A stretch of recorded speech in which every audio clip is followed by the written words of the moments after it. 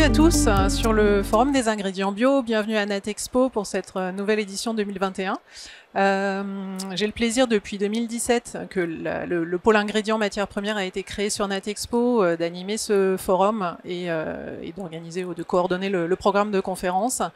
Je démarre du coup moi-même avec une conférence introductive sur les tendances qui se développent au niveau des ingrédients alimentaires. Et bon, je vais vous présenter un petit peu quand même qui on est avant de démarrer. Donc Ingrebio, nous sommes une structure de conseil que j'ai fondée en 2013 avec pour ambition d'apporter de la visibilité sur les ingrédients biologiques qui se développaient et puis d'aider les transformateurs bio qui en plus avaient quand même un fort pouvoir d'innovation à sourcer ces ingrédients. On traite de toutes les problématiques ingrédients PAI additifs sur les produits alimentaires et les compléments alimentaires avec, vous voyez, toute cette diversité de thèmes, que ce soit de la fonctionnalité, du goût, de l'éthique dans le sourcing, etc. On propose différentes actions d'accompagnement ponctuelles ou plus longue durée, que ce soit pour les fournisseurs d'ingrédients ou pour les transformateurs. On fait notamment beaucoup de sourcing, de recherche de fournisseurs pour vous aider à trouver les bons ingrédients.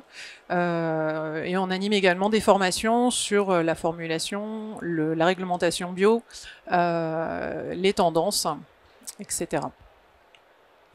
On est connu surtout pour notre web magazine, donc vous pouvez visualiser les pages au comptoir juste derrière.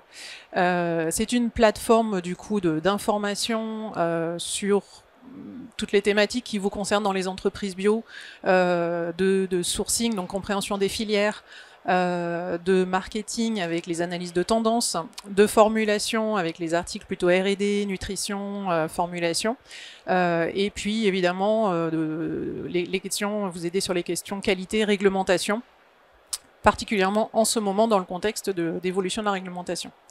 On propose également sur cette plateforme un annuaire en ligne qui vous permet d'aller chercher des fournisseurs d'ingrédients biologiques. Voilà, alors pour en venir à notre sujet, comment innover autrement, quels sont les leviers aujourd'hui que développent les fournisseurs? Je ne peux pas commencer par quelques données de contexte, et notamment on a pu profiter cette année de la chance d'accueillir en France le congrès international de la bio qui a eu lieu en septembre à Rennes, et qui me permet de resituer quelques données de contexte. Un constat tout d'abord, mais si vous êtes là, je pense que vous en êtes tous déjà conscients, la crise, les enjeux climatiques, etc., c'est pas demain, c'est aujourd'hui. D'où le degré d'urgence. Monsieur Rockström, qui travaille au Potsdam Institute, a pu rappeler que les premières causes des dégâts et des catastrophes aujourd'hui étaient principalement l'agriculture. Et donc, qui dit agriculture dit dans la chaîne les systèmes alimentaires qui font qu'aujourd'hui on dépasse la plupart des limites acceptables pour notre planète. Ce congrès international de la bio posait donc justement dans ce contexte la question, est-ce que l'agriculture biologique peut être une solution et aider à répondre à ces problématiques?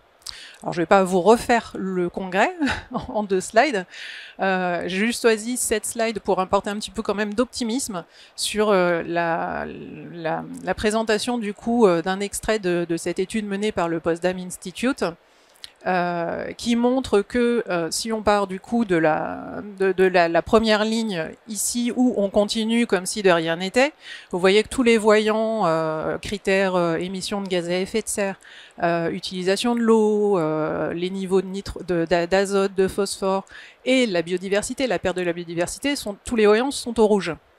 Et bon, la bonne nouvelle, c'est que ces études simulatives montrent que si on améliore les méthodes de production, si on diminue de moitié la quantité des déchets que nous produisons, et si on modifie notre régime alimentaire, on peut arriver à avoir un petit peu plus de vert et de jaune, on va dire, sur ces critères évalués.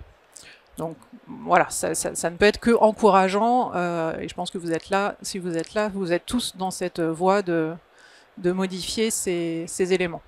Quels leviers ont été évoqués, et notamment lors de ces conférences, puisque ce congrès rassemblait quelques 200 de conférences, je pense. Vous les avez là qui s'affichent. On a parlé de chaîne de valeur, on a parlé de relocalisation, on a parlé de commerce équitable, on a parlé de recherche, de preuves. On va en parler pendant cette présentation-là.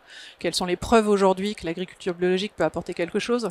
On a parlé de politique publique également, important. D'un point de vue consommateur, aujourd'hui, juste un slide avec 2 extraits d'études pour montrer un petit peu d'où on en est. Les motivations d'achat de produits bio, donc selon une enquête de Kantar de décembre 2020, montre que le premier critère pour lequel ils achètent du bio, c'est l'environnement. La garantie sans pesticides, du coup, qui est étroitement liée, qui arrive juste derrière, et pour plus de la moitié des consommateurs, parce que les produits bio sont meilleurs pour la santé. Donc clairement, dans vos argumentaires, on voit que on ne peut pas dissocier l'environnement et la santé dans les atouts des produits bio. Ce qui est intéressant, c'est quand on leur demande quels sont les facteurs les plus importants auxquels vous accorderez de l'attention dans le futur, on voit que le prix reste toujours la première problématique.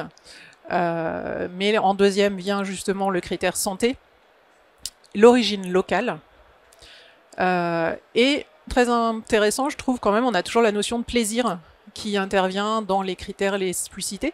Ça fait plusieurs années que moi j'étudie les tendances alimentaires, et en alimentation en général, le plaisir est toujours dans les premiers critères, et ça reste, particulièrement en France, un critère important.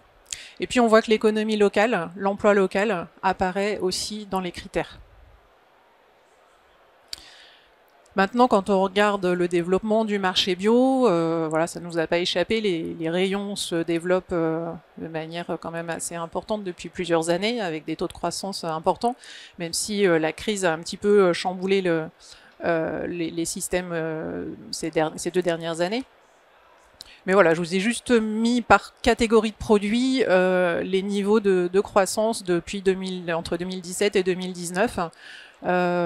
Sur des secteurs, alors on voit que notamment l'épicerie sucrée, salée est particulièrement en croissance. On voit qu'on a notamment des croissances également sur des produits plus élaborés par rapport à il y a des dizaines d'années, notamment sur les produits laitiers, sur les produits traiteurs, surgelés, etc. Quels sont les enjeux dans ce contexte général, en fait, environnemental, consommateur? Quels sont les enjeux aujourd'hui pour s'approvisionner en ingrédients bio pour les transformateurs? Ça dépend des filières, mais on peut retrouver de manière distincte ces différents critères. Évidemment, la première question, c'est la disponibilité de la matière première. On a toujours des temps de conversion des terres qui sont plus lents que le niveau de croissance du marché, hein, donc la disponibilité est toujours forte. On pense toujours pouvoir être autonome à un moment donné sur certaines filières comme les céréales en France, mais d'année en année, on voit bien qu'on a toujours besoin de recourir à l'importation. C'est quelque chose qui ne va pas disparaître comme ça. Sur certaines filières, on a également des forts enjeux d'équilibre matière. C'est particulièrement vrai pour les filières animales. Quand on parle du lait, on a des problèmes d'équilibre des questions d'équilibre qui se posent tout le temps entre les matières grasses et les matières protéiques. C'est vrai pour la viande également. Vous avez sans doute entendu parler de ces problèmes sur les filières porc, par exemple. Et puis, on a également toujours une concurrence des marchés. Alors là, je pense à ça quand je pense à vos besoins, enfin je ne sais pas trop du coup quel profil vous avez, mais des transformateurs en matières premières d'origine France par exemple, bio, on sait aujourd'hui que c'est encore, même s'il y a des filières qui se structurent, c'est encore difficile de s'approvisionner en fruits et légumes par exemple pour la transformation, puisque ce sont des marchés où ce qui est cultivé en France part en premier lieu en frais dans les magasins, en direct, en vente directe, voire via les circuits courts. Donc pour les transformateurs, ça reste compliqué de s'approvisionner dans ces matières bio. Contamination, évidemment, ça reste toujours un fort enjeu. Vous avez peut-être vu passer cette communication de producteurs dans le nord de la France qui ont dû jeter des centaines de milliers de tonnes de sarrasin et autres céréales du fait d'une substance qui est épandue à 10-20 km de chez eux, mais il faut savoir que les substances pesticides sont très volatiles. Donc on a toujours des problèmes de contamination qui sont contrôlés et qui peuvent freiner le développement de l'offre de matières premières bio. Le changement climatique, donc on en a parlé un petit peu tout à l'heure, mais forcément que ça affecte aussi les approvisionnements et ça change la donne sur pas mal de choses. Et puis on voit la poindre de plus en plus le sujet de la succession des fermes, notamment en France. On est juste à côté de Forêt Bio qui propose une expo photo sur les agriculteurs, sur les producteurs, mais justement ils sont là pour sensibiliser au fait qu'il va y avoir besoin de trouver des successeurs aux fermes bio si on ne veut pas perdre le potentiel de production bio qu'on a aujourd'hui. Et c'est un problème qui arrive de plus en plus là. Et puis voilà, donc on va se poser la question aussi toujours de la valorisation du coût. On a vu que le prix, c'est un des premiers critères qui pose problème aux consommateurs. Comment faire pour valoriser les surcoûts de l'agriculture biologique, sachant que les politiques publiques aujourd'hui ne nous aident pas vraiment pour mettre en avant les bénéfices qu'apporte l'agriculture biologique. Donc dans tout ce contexte, voilà, vous comprendrez qu'on cherche toujours cet équilibre entre l'offre et la demande de manière fréquente et sur quasiment toutes les filières. Quelques données de contexte, et maintenant on en vient à un panorama. Alors là, je vais vous donner plein d'exemples concrets qu'on peut trouver chez des fournisseurs d'ingrédients. Beaucoup sont présents sur le pôle ingrédients matières premières qui est juste situé dans les allées ici. Et qui montre que, voilà, au-delà du bio, comment les fournisseurs, eux, font leur part pour aller plus loin. Un des premiers leviers que j'ai choisi, c'est de parler de l'origine, parce que c'est quand même justement encore, enfin ça a été très très marquant, je trouve, cette année, le développement et la demande de l'origine France est peut-être à tout prix. Donc, une petite image pour visualiser comment l'offre se met en avant sur les salons ingrédients de l'origine France. Et puis je commence un petit peu par attirer votre attention sur le fait que c'est bien de vouloir de l'origine France à tout prix, mais est-ce que c'est bien quand on arrive à ce type de paradoxe? Sur ma biscotte du matin, je constate un matin que on a un super logo farine de blé origine France. Et sauf qu'en y regardant de plus près, quand je regarde le logo de certification, ou comme vous le savez certainement, on trouve le code certificateur. Le code certificateur commence par ES. Ce qui veut dire que cette biscotte, elle est fabriquée en Espagne. Enfin, l'usine de transformation est en Espagne. Donc est-ce que c'est ça qu'on veut en fait, de l'origine France de nos matières premières qui vont être transformées en Espagne pour revenir en France? Voilà, je vous laisse avec cette question. Moi j'aurais personnellement préféré que ça soit valorisé l'origine Espagne de la farine, qui soit du coup transformée près de la source de la matière première, quitte à ce qu'elle soit après commercialisée en France. Je ne sais pas vous, de votre côté, ce que vous en pensez. Donc après ce petit un peu warning, quelques exemples de structuration de filières qui sont intéressantes à suivre, qui permettent de se diversifier également. On a par exemple ce producteur, et Doubray fait partie d'une coopérative en Bretonne, qui est plus connu pour ses céréales, pour l'alimentation animale notamment, et qui a développé, enfin qui a décidé en fait de diversifier les cultures, notamment pour des rotations chez ses agriculteurs, de leur proposer de la culture de graines ou d'épices qu'on n'a pas forcément l'habitude de cultiver en France. Alors c'est pas forcément vrai pour le lin ou le tournesol, mais par exemple le pavot, la coriandre sont moins cultivés en France. Donc on a des filières là qui sont en train de se structurer du coup pour développer à la fois la production et les débouchés. On a d'autres exemples comme Vipi Ingrédients, donc qui est juste derrière là, qui fait partie du groupe Soufflet et qui mise vraiment sur le développement des filières France, que ce soit pour le riz ou les légumineuses, qui communique également sur des labels SICO, notamment d'appellation d'origine protégée. Et puis sur des graines plus exotiques comme la graine de chia, où on en parlait déjà l'année dernière, il y a des relocalisations de cette culture en France, enfin, ou des localisations tout court d'ailleurs, parce qu'il n'y en a jamais eu en France. Et donc avec des startups comme Grain, enfin je sais pas s'ils disent Grain ou Grain d'ailleurs, qui ont développé du coup des hectares de culture en France et qui ont trouvé un accord avec Worley, qui est un distributeur d'ingrédients, pour développer les débouchés en fait de cette graine. Donc avec une transparence sur le partenariat et l'origine du produit. Évidemment, ça, ce sont des bons exemples, mais vous voyez, quand on regarde comment les fournisseurs communiquent dans la presse, ça marque le besoin qu'il va y avoir besoin d'agriculteurs pour combler les volumes. L'exemple de PMA 28 qui produit des herbes aromatiques, notamment, cherche des agriculteurs dans la région pour promouvoir leurs produits. Sur des filières plutôt fruits et légumes, on a vu des choses intéressantes se développer. Vous avez le coq noir notamment qui, après avoir structuré des filières au Maroc pour certains agrumes, a développé une filière à Menton sur des citrons. Donc là, on est même plus sur l'origine française, on est sur l'origine régionale.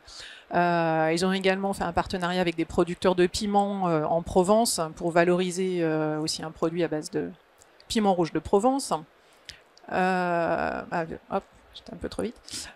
Il y a des choses qui se passent en ce moment sur l'amande, avec des gros projets de relocalisation de production d'amandes et de noisettes, ce qui n'existait quasiment plus en France.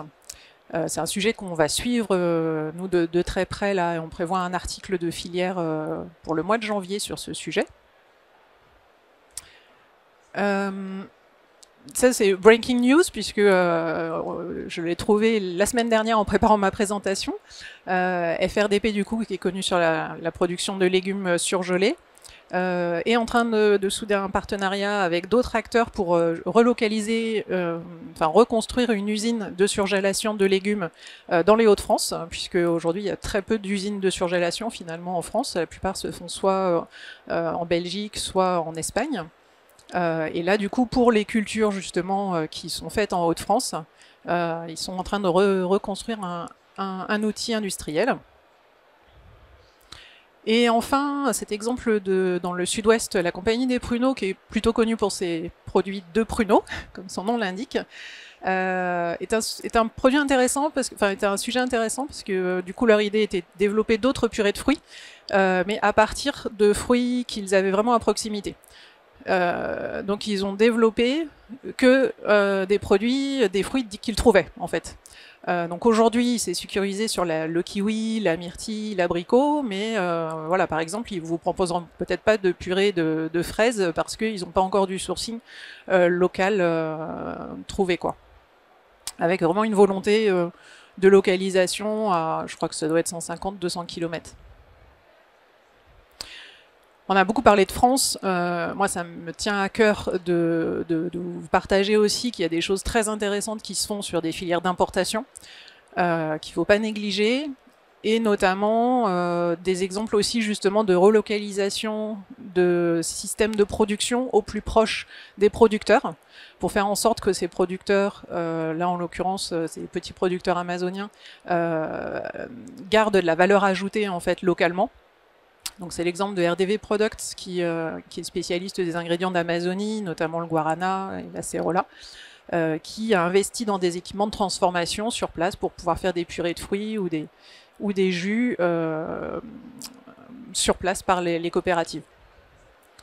Alors moi je suis contactée de plus en plus en fait par des startups, des entrepreneurs qui ont une histoire avec une région dans le monde particulière et qui justement souhaitent développer une filière en particulier et proposer ces produits sur le marché français. J'ai pris l'exemple de Cla, que vous avez quelque part aussi sur le salon, qui s'est spécialisé sur une filière de poivre au Cambodge et qui du coup développe une gamme, alors haut de gamme, mais une gamme de poivre et d'épices d'origine. Et vous avez pas mal d'acteurs comme ça. Vous avez des gens qui vont proposer des produits de Madagascar, d'autres du Pérou, d'autres du Vietnam par exemple. Donc n'hésitez pas à nous contacter si vous cherchez ce type de contact. On en a plusieurs. Et je voulais parler du cacao. Alors on aura Kaoka qui va intervenir juste après. Je ne sais pas s'ils parleront de ce projet, mais c'est leur actualité forte. Voir comment on peut encore aller plus loin que le commerce équitable, que le cacao durable et tout ça. Là, ils sont engagés, ils viennent de s'engager, c'est pareil, c'est une actualité toute récente, dans un gros projet qui va être engagé avec différents organismes, dont le Fonds français de l'environnement mondial, les alliances pour la biodiversité, etc., avec un budget de quasiment 9 millions d'euros, qui engage également du coup des entreprises et des coopératives de producteurs localement, donc au Colombie, Pérou notamment, pour faire en sorte de lutter contre la déforestation. Et si je dis des bêtises, tu me corriges, et de faire en sorte de protéger la biodiversité localement. Voilà, levier numéro 2, on en vient quand même au label qui se développe avec des choses diverses et qui vont de plus en plus loin aussi. Donc évidemment, c'est de plus en plus facile de trouver sucre, cacao, etc. certifiés équitables. On a les distributeurs type Senfas, Actibio, etc. qui sont très engagés dans ces filières-là et du coup qui se certifient eux-mêmes, hein, donc pas que les producteurs. Ce qui est un peu plus original, donc on a eu la chance, j'ai plusieurs exemples comme ça, on a eu la chance il y a 15 jours de participer au salon Vita Foods, donc il y a un salon destiné aux compléments alimentaires. Et là, c'est un petit peu nouveau sur ce type de salon, de voir qu'on voit arriver des certifications équitables également sur des actifs santé, sur des extraits végétaux, plutôt dédiés aux compléments alimentaires. Et vous avez par exemple EVR, qui est un extracteur en Anjou, qui a une filière d'acérola et qui vient de certifier Fair for Life. Dans les filières animales également, on peut avoir des labels de commerce équitable. Bioidéal s'est fait certifier biopartenaire, ça doit faire 1 an et demi ou 2 ans maintenant. Mais ils ont également engagé un projet de valorisation d'un gruyère IGP France pour vraiment soutenir les producteurs et commercialiser ce produit. Enfin, ils se sont mis en contact avec nous justement parce que pour vraiment défendre ces producteurs, ils avaient besoin aussi de développer des débouchés industriels pour ce type de produit. Et puis cet exemple que moi personnellement j'affectionne beaucoup, enfin que j'aime bien présenter, qui va encore au-delà du commerce équitable. En plus, ils viennent de certifier bio-entreprise durable, donc un label RSE. Mais la démarche a vraiment du sens en fait. C'est le développement pour cet intervenant autour du riz qui est connu évidemment sur sa gamme de riz, importateur de riz, mais qui a développé il y a quelques années un produit à base de soja. Ça pouvait être étonnant, mais en fait ça a tout son sens puisque l'idée c'était de soutenir ces producteurs en Thaïlande avec qui ils ont des partenariats de longue durée, qui produisent du riz et qui à un moment donné avaient besoin de mettre d'autres cultures en rotation. Ils ont choisi de mettre du soja en rotation et autour du riz, donc la compagnie du riz a décidé de les accompagner en trouvant des débouchés pour ce soja également. Donc ils ont développé une gamme de produits à partir d'une ressource qui était disponible chez leurs producteurs. Donc un engagement fort, on va dire, auprès de la ressource. Là, un autre label, on en parlait avec Autour du riz, c'est le label RSE, les pratiques durables. Donc certains fournisseurs l'affichent bien grand en fait, notamment. Il y a d'autres labels, hein, mais notamment celui qui est propulsé par le Synabio. D'autres fournisseurs communiquent pas encore dessus, mais sont vraiment engagés dans des démarches fortes. C'est le cas de Fruito Food, notamment, qui travaille là depuis 1 an sur leur démarche RSE et en particulier sur leur sourcing. Ils font des fruits déshydratés, particulièrement des fruits du coup qui sont importés. Comme je disais, pour la transformation, c'est dur de trouver des fruits français. Et justement, voilà, petit à petit, ils sont en train de mettre en place des filières, de faire des partenariats avec des producteurs qui ont beaucoup d'écarts de tri, par exemple, pour disposer d'une matière première pour ces applications-là. On a Happy Ingredient aussi, par exemple, qui s'est engagé dans une démarche Rainforest pour certains de ces ingrédients. Et puis d'autres démarches aussi, comme la démarche engagement carbone neutre. On est dans un cas d'un fournisseur d'ingrédients, enfin de gomme d'acacia, donc pour l'alimentaire, mais aussi pour les compléments alimentaires et aussi toute une gamme d'extraits végétaux. Là, en l'occurrence, beaucoup d'ingrédients du coup qui viennent de loin. La gomme d'acacia, ça va pas être tout de suite qu'on va pouvoir en produire en France. Donc comment faire, comment se distinguer, comment s'engager pour ce type de fournisseur. La démarche neutralité carbone est un exemple.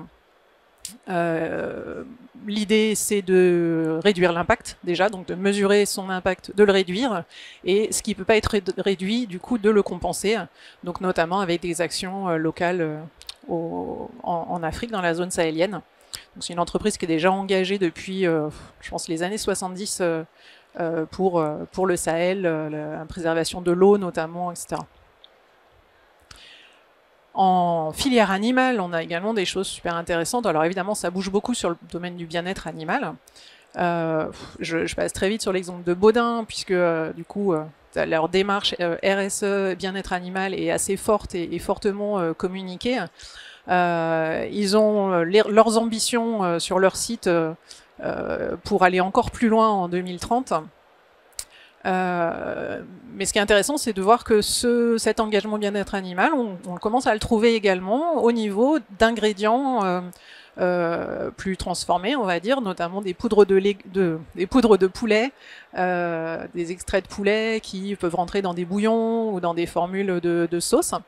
Et vous avez l'exemple de Diana, par exemple, qui s'est engagée et a eu un label récompensé aux États-Unis, notamment pour ces extraits de poulet bio et respectueux du bien-être animal.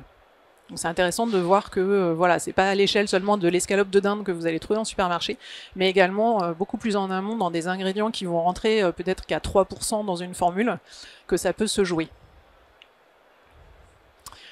Et puis alors, bon, la biodiversité, ça a été vraiment un point fort de cette année, je trouve qui a marqué cette année. J'ai eu du mal à sélectionner les exemples. Vous allez voir, la diapo va être assez riche à la fin, tellement je trouve qu'il y a d'exemples. Vous avez des entreprises historiquement très engagées comme Biolay, qui a noué un partenariat avec la LPO, par exemple, pour aller sensibiliser les consommateurs sur la biodiversité. Alors, en l'occurrence, les LPO sur les oiseaux. Vous avez Baudin encore du coup qui a signé un partenariat avec l'association Be Friendly. D'ailleurs, il me disait hier qu'ils ont une présentation, je ne sais pas où, sur le forum, sur quel forum justement de ce partenariat. Donc engagement sur la biodiversité auprès des protecteurs d'abeilles. Alpina Savoie fait des choses aussi également intéressantes avec un engagement sur la biodiversité affiché mais également concret puisqu'ils sont partenaires où ils soutiennent des projets de recherche dans le sud-est pour mesurer l'impact des différents types de cultures sur la biodiversité locale.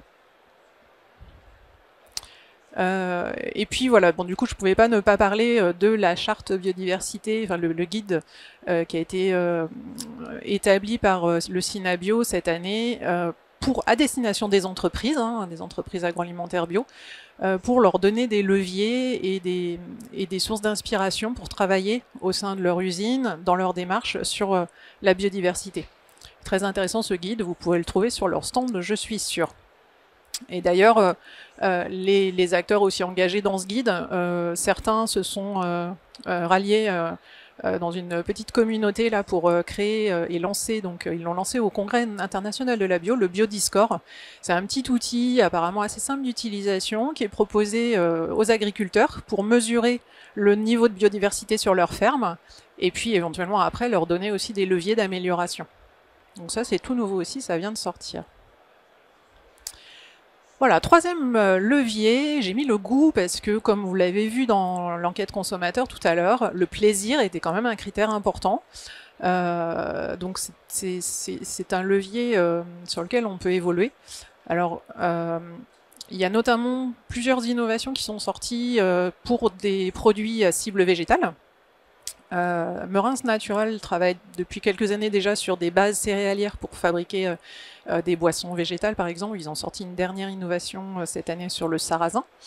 Et puis dans le domaine aromatique, vous avez plusieurs aromaticiens qui ont lancé des gammes spécifiquement justement pour les desserts végétaux, les produits alternatifs végétaux, comme Prova avec des arômes caramel et amandes, avec une gamme assez large, et Aromatech avec une gamme spécifique céréales. Donc c'est pareil, c'est des aromaticiens qui sont juste à côté de nous sur les stands que vous pouvez retrouver. Mais il y a également des alternatives intéressantes aux arômes en tant que tels, avec notamment les infusions. Deux acteurs sur lesquels on a communiqué cette année. Rouage est présent également juste derrière et propose des infusions concentrées, donc avec un procédé assez unique qui permettent d'aromatiser avec des infusions, que ce soit d'herbes aromatiques ou de fruits ou d'autres plantes. Et d'apporter du coup des saveurs beaucoup plus authentiques, qui seront sans doute moins puissantes que des arômes, mais qui apportent des saveurs plus authentiques. Ouais. Et on a des développements de gamme aussi de ce type d'infusion chez d'autres fournisseurs d'extraits, comme Chéri Rocher, comme Antésite, notamment au niveau réglisse. Alors après, voilà, Chéri par exemple est plutôt spécialisé dans les boissons alcoolisées, donc c'est des infusions là, qui vont être sur base alcoolique. Mais Antésite en fait sur des bases plutôt aqueuses. Parce que c'est ça qui est bien, en fait, les infusions, elles ont l'avantage de pouvoir être proposées sur toutes les bases que vous voulez. Donc Rouage, par exemple, peut vous proposer des infusions d'herbes aromatiques sur base huileuse, selon le support et la matrice que vous avez. En termes du goût, je trouvais intéressant aussi de parler de tout ce qui était malt. Au CFIA notamment, il y avait plusieurs acteurs qui travaillaient sur des céréales toastées, maltées, et ça peut être une alternative aussi aux arômes intéressantes, notamment dans les produits de boulangerie, de biscuiterie, avec ce fournisseur breton notamment, qui propose des farines de malt bio origine Bretagne. Et puis en termes de goût, on parle aussi de texture. Je voulais aussi citer l'exemple des chapelures qu'ont lancé Bucker au CFIA cette année. Les chapelures bio, et en plus là, certaines sans gluten, c'est assez difficile. C'était assez difficile à trouver jusqu'ici. Et là, on a une gamme qui est en plus assez riche parce que déclinée en différentes saveurs. Donc il y a une version mexicaine, une version plutôt curry. Avec du coup différentes, voilà, là il nous montre les différentes couches justement à appliquer, et donc ils vont jouer sur le goût et sur la texture, donc on est dans la notion de plaisir. Et enfin, le goût, et pour faire le lien après avec l'autre levier qui va être la nutrition, il y a des gros sujets sur les alternatives sucre et sel aujourd'hui. Là, je vous en cite une sur le sucre, qui est le sirop de date qui a sorti AgroSourcing cette année, qui peut être une alternative assez sympa, mais évidemment qui va impacter le goût, donc ça peut être à double tranchant, mais ça peut être aussi très positif. Et puis sur le sel, des initiatives aussi que je trouve intéressantes, notamment Aromandise a proposé toute une gamme d'alternatives au sel basées sur finalement tout ce que vous pouvez vous inspirer quand vous voulez jouer sur le goût en réduisant le sucre, en réduisant le sel, pardon, c'est-à-dire les légumes, les aromates, mais également les algues. Et je fais le lien avec des poudres d'algues qui sont sorties chez un fournisseur irlandais cette année. Mais également le sésame ou certaines graines justement qui vont apporter des notes un petit peu toastées, un petit peu salées. Voilà, donc j'avais dévoilé le quatrième levier qui était la nutrition, Nutri-Score. Voilà, je n'ai pas besoin d'en dire plus. Aujourd'hui, pour beaucoup, l'objectif, c'est pas de développer des produits innovants, ça va être de développer des produits qui ont un Nutri-Score A. Certains fournisseurs du coup communiquent vraiment sur ce sujet en proposant d'aider avec leurs ingrédients à avoir des produits mieux scorés. C'était le cas de Worley par exemple qui exposait l'année dernière sur Natexpo, qui essaye avec ses ingrédients de vous aider là-dessus. Cet exemple aussi est assez intéressant, c'était au CFIA également. Ce fournisseur du coup d'ingrédients plutôt fromagés a lancé du skyr, donc du skyr bio. C'est un produit du coup une alternative au fromage blanc avec une fermentation alternative, ce qui fait que ça fait un produit qui est plus riche en protéines et moins riche en matières grasses.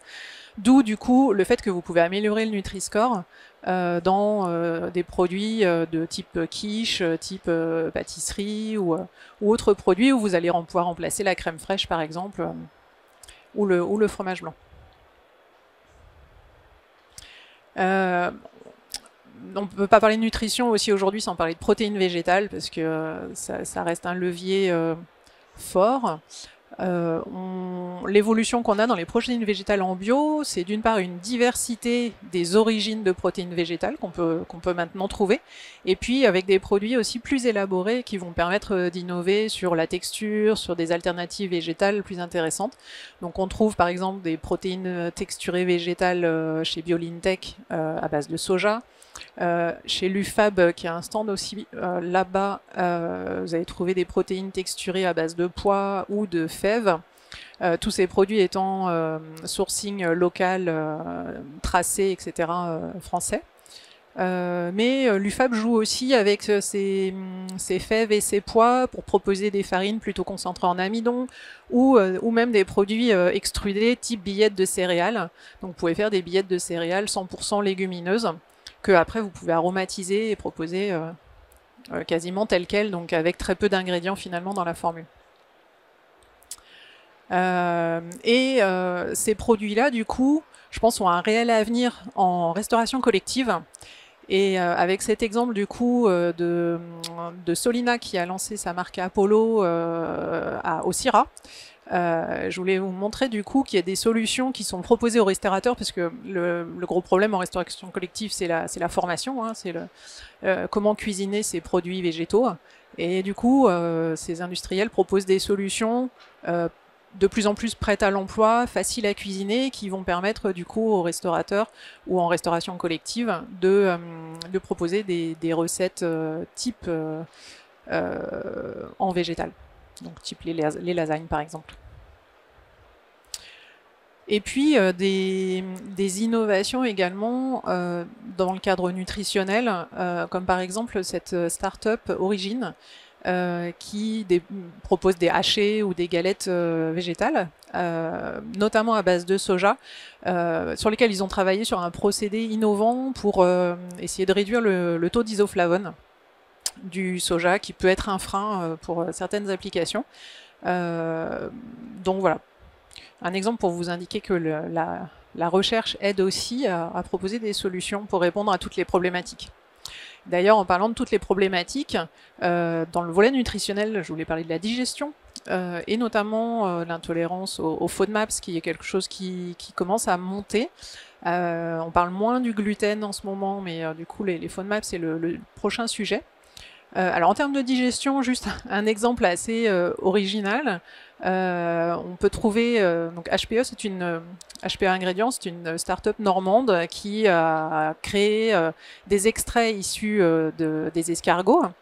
L'idée, c'est d'utiliser les enzymes produites par les escargots pour améliorer la digestion, notamment des polysaccharides, des amidons résistants qui seraient trop durs à digérer pour notre intestin. La bonne nouvelle, c'est qu'en fait, cette entreprise s'est fait certifier bio, a obtenu la certification bio cette année, donc peut fournir ce type d'extrait en bio. Et particulièrement plus sur le FODMAPs, ce qu'on voit de manière intéressante se développer aujourd'hui, c'est des idées justement, parce que les légumineuses dont on en parle beaucoup, qui sont intéressantes, peuvent aussi par contre être un frein pour les personnes intolérantes aux FODMAPs.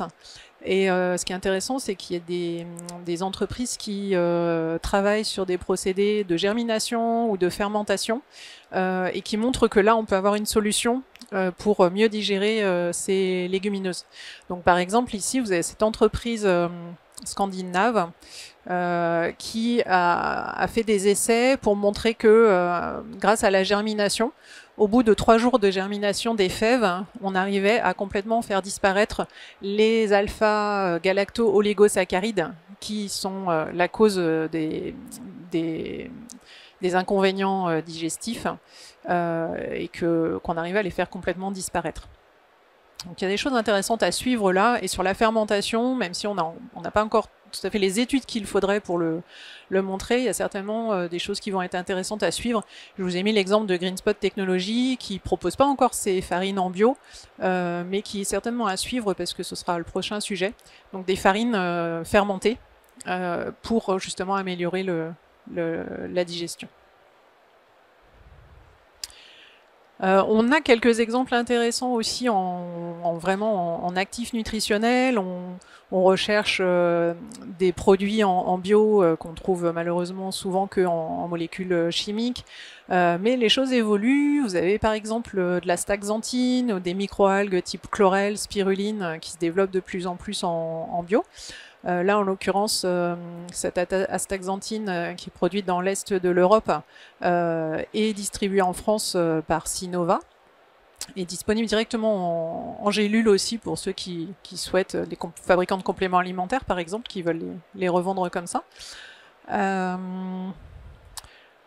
Et dans le domaine des vitamines et des minéraux, ça bouge aussi avec, ça y est, un champ un petit peu plus large de vitamines naturelles et de sources de minéraux naturels, notamment avec SI International qui a développé une gamme de minéraux, enfin d'extraits végétaux riches en vitamines, riches en minéraux.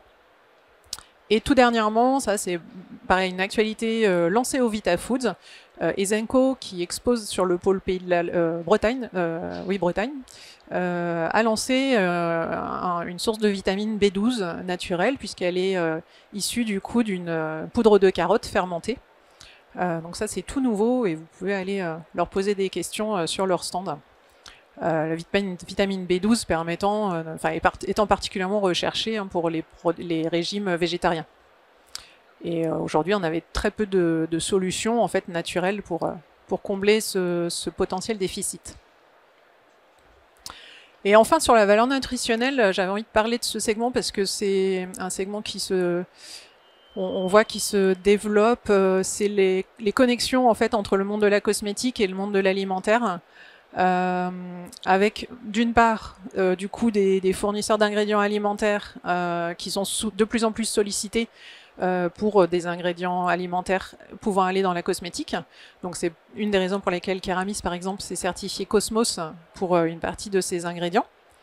Et puis l'autre volet c'est le développement de la nutri-cosmétique, donc c'est-à-dire le développement d'actifs, de compléments alimentaires qui vont agir sur la beauté. Et vous avez notamment Nexira qui a adapté une partie de sa gamme d'ingrédients actifs pour justement pour les étudier et les développer pour une action beauté. Cinquième levier, je ne sais pas si vous vous rappelez, parce que je parle beaucoup. Au début de ma présentation, dans les différents leviers, j'ai parlé de preuves à un moment. C'est une des choses qui est sortie également des conclusions du congrès, c'est qu'aujourd'hui on va avoir besoin de preuves. Alors, sans parler de preuves sur la bio, j'étais assez contente en fait de constater au VitaFoods que de plus en plus d'actifs santé sont développés directement en bio, et donc du coup les études cliniques qui vont supporter ces actifs sont faites directement sur des actifs bio. On a notamment des actifs issus du safran, qui est reconnu pour son activité sur le bien-être émotionnel, sur le sommeil, sur le stress. Donc il y a au moins deux fournisseurs qui mènent des actions de recherche assez poussées pour prouver les bienfaits de ces extraits. Et puis Nexira, du coup, dont je parle encore pour le coup, a lancé un nouvel actif qui est une combinaison de deux plantes, clou de girofle et hélicryse, et qui a, après tout un processus de recherche et de validation scientifique, a pu montrer que cette combinaison de deux actifs avait un effet protecteur sur le foie et sur le système du coup hépatique. Et ces développements, du coup, pour ce type d'entreprise, la question ne se pose pas en fait. Ils le font directement sur des sources bio. Ils vont pas d'abord le chercher en conventionnel et puis le passer en bio. Non, maintenant c'est rentré vraiment dans la politique de sourcing de ce type d'entreprise, de travailler directement sur des actifs bio. Donc c'est ça notamment que je voulais mettre en avant. En plus, ce qui est intéressant sur cet actif, c'est que l'hélicryse est sourcée en Corse, puisqu'il y a de la production sur place. Donc on a en plus au moins un des deux ingrédients qui est proximité, on va dire. On a également des choses intéressantes, par exemple, Evia, c'est un fournisseur en Laponie qui travaille sur des produits très spécifiques localement sur place. Donc vous avez le chaga, par exemple, champignon médicinal, vous avez des extraits de myrtille et sur lesquels il travaille également sur les validations scientifiques. C'est une gamme qui est arrivée en France cette année grâce au distributeur Natural Ingrédients qui le distribue en exclusivité. Et puis c'est ce fournisseur italien que je trouve aussi également intéressant puisqu'ils ont lancé il y a quelques années un extrait, enfin on va dire une poudre à base de sarrasin comme alternative à la maltodextrine. Donc que ce soit dans les compléments alimentaires ou dans la fabrication d'extraits végétaux où souvent on utilise la malto comme support. Là, avec cet ingrédient un peu unique, ils ont déjà montré que ça pouvait être efficace pour ce remplacement-là. Et là, cette année, ils allaient encore plus loin dans leur démonstration, puisqu'ils montrent qu'ils ont fait des études également sur l'impact sur l'index glycémique, etc. Donc voilà, on sent que dans le domaine de la nutraceutique, en tout cas, on est sur du niveau de preuve également sur des ingrédients bio de manière intéressante. Le sixième levier, je vais aller un petit peu plus vite parce que du coup on a encore pas beaucoup d'exemples, je trouve, à mon goût. L'ultra-transformation, c'est un des sujets qui a marqué également cette année. Au niveau ingrédients, on va le retrouver surtout dans les nombreux lancements de poudre de fruits, de légumes bruts qu'on a pu trouver. C'est le cas notamment de farine de fruits et de farine de légumes qu'on peut trouver chez Azenco. Ou des gens qui vont travailler sur des procédés qui vont permettre du coup d'avoir ce type de produit avec une valorisation crue. Donc c'est-à-dire avec des procédés de déshydratation qui ne vont pas dépasser 42 degrés. De manière intéressante, je voulais également vous parler de la filière sucre bio des Hauts-de-France. Je ne sais pas si certains d'entre vous en ont déjà entendu parler. Oui, évidemment. Certains ont peut-être entendu en parler l'année dernière déjà où ce produit se développait. C'est un projet qui a gagné notamment un trophée de l'excellence bio. L'idée, ça a été de produire un sucre en France, mais autrement, c'est-à-dire sans passer par les mastodontes de sucreries et de travailler quasiment à l'échelle de micro-production en fait. Donc ces producteurs se sont réunis en coopérative, ont associé une micro-sucrerie qui n'est pas en France parce que ça n'existe pas encore et qui est en Allemagne du coup juste de côté de la frontière. Et en fait, ils vont pas jusqu'à la cristallisation justement pour garder le sucre le plus brut possible. Donc ce qu'ils proposent, c'est un sirop de sucre. Donc vous voyez au niveau fiche technique, réduction de jus de betterave au sirop de betterave sucrière. On est sur un procédé du coup le plus simple possible. Et c'est un produit qui a, je pense, un bel avenir dès que les quantités vont se développer. Il y a donc dans le cadre du prix du trophée de l'excellence bio, en fait, ils ont notamment été associés à France Cake Tradition qui a lancé le premier pain d'épices avec ce sucre. J'ai appris depuis qu'il y avait des essais assez prometteurs sur des sauces, notamment des sauces barbecue, où du coup ce sirop peut permettre de remplacer à la fois le sucre et le sirop de glucose. Et puis également les brasseurs, évidemment, sont assez intéressés par ce type de produit-là. Donc une filière à suivre. Et qui a été portée en fait par l'association Bio de France jusqu'ici d'ailleurs. Et l'idée c'est que les coopérateurs, la coopérative devienne petit à petit indépendante. Et le dernier levier, donc le septième levier, c'est l'upcycling, autrement dit la valorisation de coproduits ou d'écarts de tri. Et dans les ingrédients, alors même si j'ai tendance à dire que c'est pas forcément quelque chose de très nouveau puisque la production d'ingrédients à base de coproduits, ça a toujours existé. La grosse différence, c'est qu'aujourd'hui, on est plutôt fier de le dire, alors qu'il y a 20 ans, on préférait plutôt le cacher. Mais ça n'empêche qu'il y a quand même des produits, des projets nouveaux là qui se lancent, différenciants. Vous avez notamment une société suisse qui s'appelle FST, qui a développé il y a quelques années une fibre de carotte et qui arrive là maintenant à l'avoir en bio puisqu'ils arrivent à avoir des sourcings, notamment des productions de jus ou de compote de carottes pour récupérer les mares et produire cette fibre, du coup qui est un texturant et puis du coup qui est un texturant durable. J'aime beaucoup cette entreprise belge qui s'appelait Eco Treasures et qui s'appelle maintenant, qui a changé de nom, qui s'appelle Add Essence, qui utilise toutes sortes de coproduits, pareil, des mares, des pépins, etc., pour produire des ingrédients à la fois pour la cosmétique ou pour l'alimentaire. Donc des poudres, des huiles. Des farines, donc vous pouvez trouver par exemple des huiles de pépins de framboise ou des choses comme ça de manière assez originale. Je me dépêche parce que je vois que je déborde un petit peu. Et puis ce dernier exemple, ou avant-dernier exemple, d'une entreprise en Alsace qui s'est développée sur la valorisation de coproduits par des procédés enzymatiques et qui propose des extraits du coup très uniques pour la cosmétique ou pour l'alimentaire. Donc l'année dernière, on avait parlé notamment du premier bêta-carotène du coup naturel issu de carottes upcyclées. Là, ils mettaient par exemple en avant un extrait produit à partir des coques de litchi. Donc bah oui, en effet, il fallait y penser. Ils ont travaillé sur des concombres aussi moches pour proposer des actifs différents, innovants. Et puis enfin, je ne vais pas tout dévoiler, on aura Upcycle qui témoignera aujourd'hui, j'ai un doute. Oui, aujourd'hui. Ah oui, non, c'est pas le programme. Cet après-midi, Upcycle viendra témoigner justement sur le sujet de l'upcycling avec, eux se sont vraiment montés sur ce projet. Donc ils sont à la recherche, si vous avez ça dans vos usines, ils sont à la recherche de coproduits pour les valoriser en ingrédients innovants. Voilà, alors voilà, j'en ai fini pour mon long panorama. Ce que je voulais vous dire en conclusion, et je ne sais pas si c'est ressorti dans mes présentations, mais ce qui me semble important en fait dans l'histoire des ingrédients, dans le choix des ingrédients, c'est leur histoire. Donc moi je vous invite vraiment à questionner vos fournisseurs, questionner vos filières, connaître vos circuits, vos producteurs, vos distributeurs, comment ils pratiquent les choses.